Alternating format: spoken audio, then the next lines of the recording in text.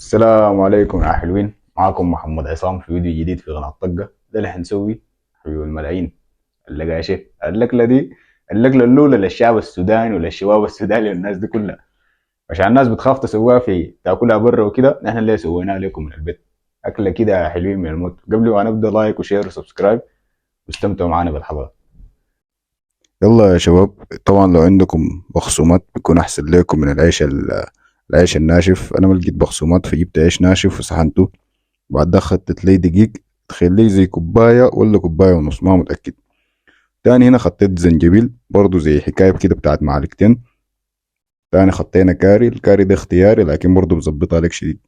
وهنا خطينا بهارات مشكلة، لو ما عندكم ما مشكلة. برضو المعلومية ممكن تحطوا فيها كزبرة، أنا ما لقيت لي كزبرة، ده فلفل أسود خطيته، لكن شوف لو لقيتوا طريقة لكزبرة بتظبطها لكم أكتر. دي شطة حمرا يعني فلفل أحمر، برضو خيار حلو، أهم خيار تخيل لي أهم حاجة. ده توم مسحون، برضو واحد من أهم حاجات التوم المسحون ده. بعد التوم المسحون بودرة البصل، بودرة البصل دي واحدة من أهم الحاجات، لكن لو ما لقيتوها ما مشكلة.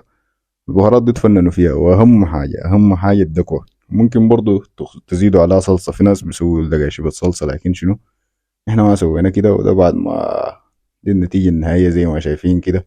بعد عذاب وصلنا لها ما سهلة، لكن اللهم انتوا شدوا حيلكم بإذن الله موفقين. وهنا خطينا زي معلقتين ليمون ولا عصرة نص ليمونة كده في الجداد ذاته. وتاني خطينا اسمه شنو قولوا معي، معلقتين ملح وزيت. وبعد ذاك اخلطوهم كلهم سوا. الجداد في تقطيعته خليكم يعني لما تدقوه ما تدقوه شديد عشان ما ينشف معاكم في الفرن. تاني في الصينية ذاته برضه خدتوا زيت، مسحوا الصينية كويس بالزيت. زي ما شايفين هنا حاولت اسوي فنية لكن في النهاية مسحتها بيدي. وبعد ذاك شنو يا حلوين، نقوم نبخر اللقاشة بتاعنا، نحطه في الخلطة. الظريفة في خلطة اللقاشة دي انه طوالي معاك بسرعة بيمسك، ما عارف الفهم شنو. ونحن ما بيتنا طوالي حار حار. تاني يلا يحطوا زيت من فوق.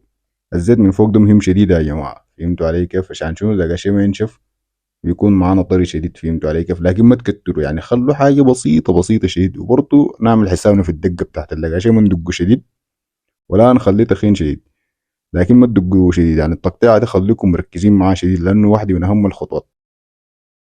زي ما شايفين كده ده اللقاشة بتاعنا من الصينية طوالي كده. حلوين. ونشوفوا نقوم نجرب لنا منه حاجة كده. شايفين قوام قوام، لكن حاجة كده شكلها عجيبة. بسم الله. مم. والله يا جماعة قاشة من الموت، قاشة يستاهل لايك. حاجة في القلب. أنا تاني شنو بعد ما جبت الفرن وسوينا اللقاشة ده لأول مرة، تاني خلاص اللقاشة دي تاني أكلة ثابتة أسبوعيا. فهمتوا علي كيف؟ أكلة الأسبوع دي هنغيرها قاشة بس. فالناس تاخد شنو لايك وشير وسبسكرايب. انتظرونا لحد الفيديو الجاي، احنا عندنا موعد مهم على اللقاشة ده.